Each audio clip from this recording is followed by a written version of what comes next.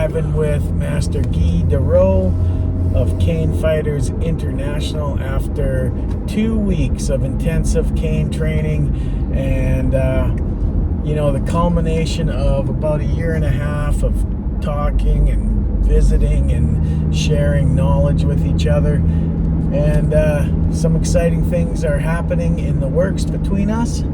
We'll talk about them in another video, but this was just an amazing experience learning about the cane, the nuances of defending yourself with a cane, and all the other stuff we learned as well, having Jimmy G from the Italian Guerrilla Gorilla come down and teach us about firearms training and how to use a shotgun in home defense. And that was amazing too, right? Yeah, I learned a lot on the shotgun and home defense. Tactically spoken, of course, laws that can be different from country to country. Yes. But the basic concepts, it's about surviving a violent attack in your house. That's one thing that I have new viewpoints. Yeah, absolutely. How to move with concealment and things like that. Yeah. And don't mention that you're there with your firearm. Don't mention how many of you are there in the house. Yeah. Yeah. Interesting. It was really interesting. But let's, this cane, this is something that we both connected over because we both love the idea of a cane for self-protection. And I'm just curious where that came from for you, and how that started in your life.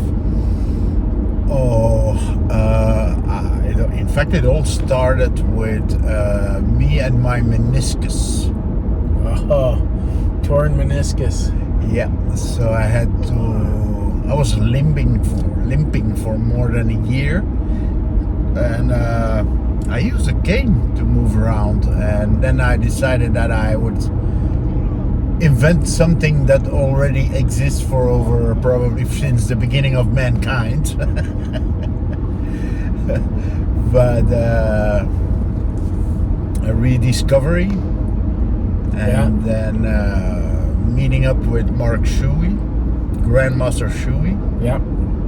That's how it all started. And then I bought one cane, and then I said I want to teach a cane, but people had no canes. So in the beginning I would buy those canes from the ancient cane masters factory, which was owned by Mark Shuey. Yeah. Then we had Mark Shuey over for several times in Belgium. And then he learned me how to make canes, actually. And until today, I still do. Yeah, and I gotta say, I have quite a few of your products in my collection, and I absolutely love them. They are not your average cane. You know how to treat them, how to make them like almost indestructible. It is wood, huh? It is still, yeah. It's still. If you really try, you're still gonna break it, right? Yeah, but my ultimate test is sending a cane to Joel Hunkar, and then he tests it out, and then generally I use that feedback to improve certain things that can be improved. And but it's the fun of making a cane. When I make a cane, they're better as when I make one for myself. I use the ugly ones, the imperfect ones, and the good ones go to the buyer, actually. Yeah, well, you gotta get yourself one perfect black dragon, because that is a beautiful game. I should do that. But so for me, I believe the main reason I really fell in love with the cane is because it makes sense to me. It is it is an ambulatory aid first Yes. and foremost. So Yes. I use it when my sciatica's. Well, I carry it every day, but I don't know when my sciatica is going to act up. When I lose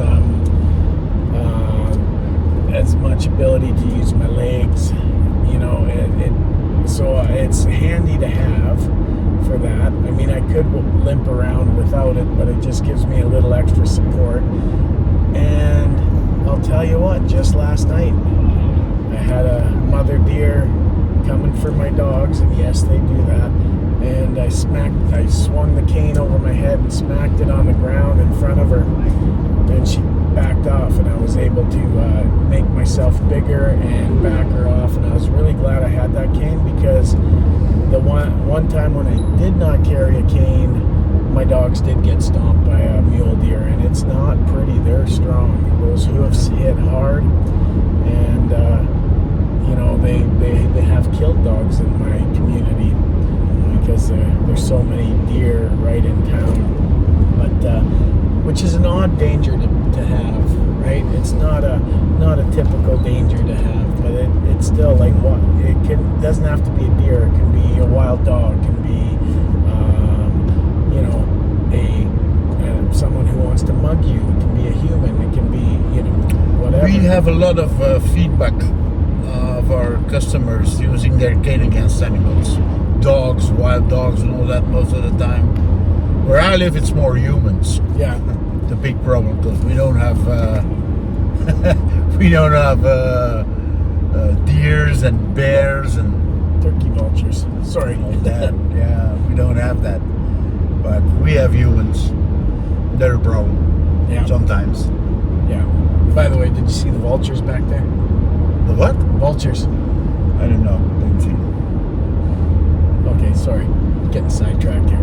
But yeah, humans are an issue everywhere, where you have addiction and just sometimes just evil people who are willing to use force on another person to get what they want. I mean, true human predators might be rare, but they exist in every community. And if you're at the wrong place at the wrong time, you may have to deal with them. You can do everything in your power to avoid. We talk about awareness a lot. We talk about avoidance a lot. But sometimes you just might not see something, like the time I walked around past a house and there was a mother deer on there, right? So that mother deer could have been someone just waiting on the other side of a building for someone. Same situation, same tactical situation. Now, the cane is not the ultimate weapon. There are no ultimate weapons. There might be an ultimate human here and there, although, but it depends. You get to know how to use a cane or a gun or a knife or a stick. You can do primal moves, instinctive moves. That's one thing. But if you really want it to be efficient, I think learning how to use that cane. That's important, right? A lot of people buy tools and don't put the time in to train, and that's one of the hugest mistakes that I see in the self-defense tool industry, right? Like people buying keychains and things because they think that'll keep them safe, and without some decent fighting skills, even brass knuckles, or a sap. Yeah. You need, if you don't know how to fight, it's not gonna be that useful. Yeah, exactly. Same with a cane, huh? Exactly. Same with a gun. Well, and that's why it's so important to get in contact with people like you or myself, if you want to have that tool at your disposal, and get some knowledge from us. I mean, there's lots of people out there. And there's more and more instructors Yeah. on the world. I'm amazed every time I go to a seminar and I meet like black belt serious practitioners. They still don't know about the cane. They always come up to me afterwards and say, wow, it's amazing, I didn't know you could do all that stuff with a cane. Yeah. And most of the time I catch them doing their martial art with a cane in the hand. Yep. If they're boxers or Krav Maga, they have a certain way of moving that cane. If they're into karate, or then it's going to be another type of body dynamics. Yep, for sure. Now, when the shit hits the fan, your fine motor skills can forget it. You're gonna do probably repetitive strikes. The same, what we call what universally is called a number one angle, and you're gonna do that over and over again. It's like a rifle in the military. You rely on that stuff, and it's easier to do something with a cane. Can you go back to what you were saying before I got distracted by that slowpoke? And I think it's easier morally to use a cane against somebody than a knife. Yes. I mean, I think about this because I practice, I practice Filipino knife techniques. I'm a Medusa edged weapons instructor, and the idea of putting a knife into somebody multiple times, and, interrupting their organs and trying to get them to lose blood to the point where they're losing consciousness. Takes a special mentality. Yeah, it's horrible. It Takes a special mentality. I would hope that I never have to be in a situation where that's an appropriate use of force. But with the cane, I might be willing to give you a little jab in the ribs to have a attitude interrupter.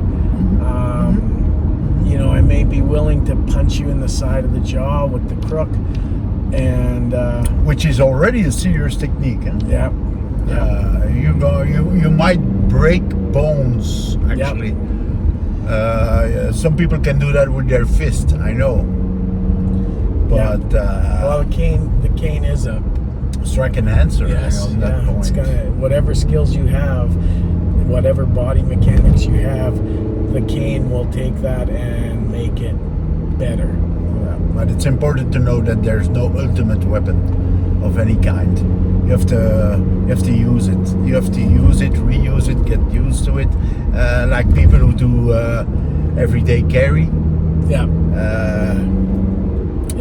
You better train to get that knife out if that's your thing, or that handgun. Get it ready. The draw. Close range draw. Drawing it without with pressure against you. Drawing it while in the clinch. Sometimes I'm at the shooting range, and the guys, you do karate, which I don't do anymore. But I have a gun. That's way easier. Yeah, sure. On the shooting range, on a carton paper, and there's nothing happening, and you can concentrate yourself and aim at ease and breathe, relax. But in a real situation, it's different. Absolutely, and your training has to embrace that, and your training has to have some way of simulating chaos, simulating pressure. And do the same moves over and over again, even if you're already training since years and years. If you don't practice it, you will lose it. Yeah, absolutely. There's a lot of techniques, but you also need a few go-to techniques, Yep, your primaries. Yes. You gotta have your primaries. And that's the one that will come out. Yeah. There's the problem, because you're not gonna think. Your brain is not in thinking mode. Yeah, I totally agree. But the idea of having a curriculum gives you the opportunity to present other techniques to people, and they can find their own primaries out of that curriculum. Sure. That might be different than yours. If you only teach primaries, you don't give your students, it might not work for everybody, right? What works for you may not work for another student. Well, that's the definition of a good technique. What is a good technique? A good technique is a technique that works for you. Yeah, absolutely. And it can change with time. You know, Yes. a high kick to the face used to be my very favorite kick, but now it's not the time of my life anymore. I have lost I hear speed, and I need something else.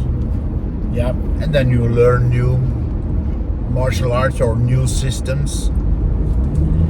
And timing is the last thing to go. Yeah. You know, so, but if you're not training your timing, if you're not training to work with resistance a little bit, then it's hard to keep that up. But as you age, you also have to be more careful with how you create resistance, because men are more apt to, if they get too much head contact, brain bleeds and things like that. So the cane offers a very safe way of training for older martial artists, and you know, it fits right in line with the Filipino martial arts, which are perfect for older martial artists, and they enhance each other though.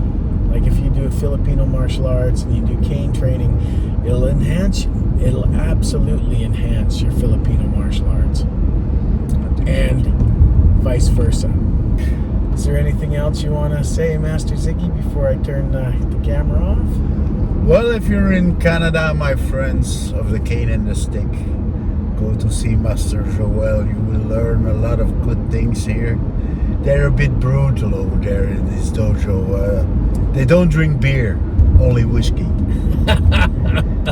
They have a special class on shotguns and a lot of funny stuff. They're a great crew. They're great mountain kind of people, and they're so very friendly and polite, and they will take care of you on every level.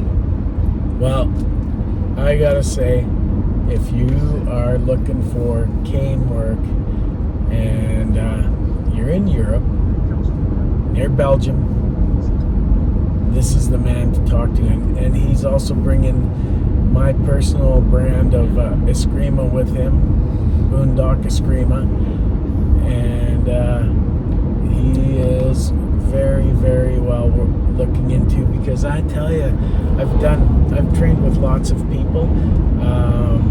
I think I learned more with you in the last 2 weeks than I have in a long time. Your cane curriculum is very practical, and your presence on the mats is very impressive. I'm just really, really pleased with what we've done in the last 2 weeks, and I thank you, Master Guy, for coming and sharing with my group and broadening our horizons. Yes, I really appreciate it. So, Master Guy DeRoe, Cane Fighters International. Please look him up if you want high quality products, high quality instruction. Check out Master Guy, or Master Ziggy as he is affectionately called. Take care and have a great day. Friends of the cane and the stick, see you next time. See you next time.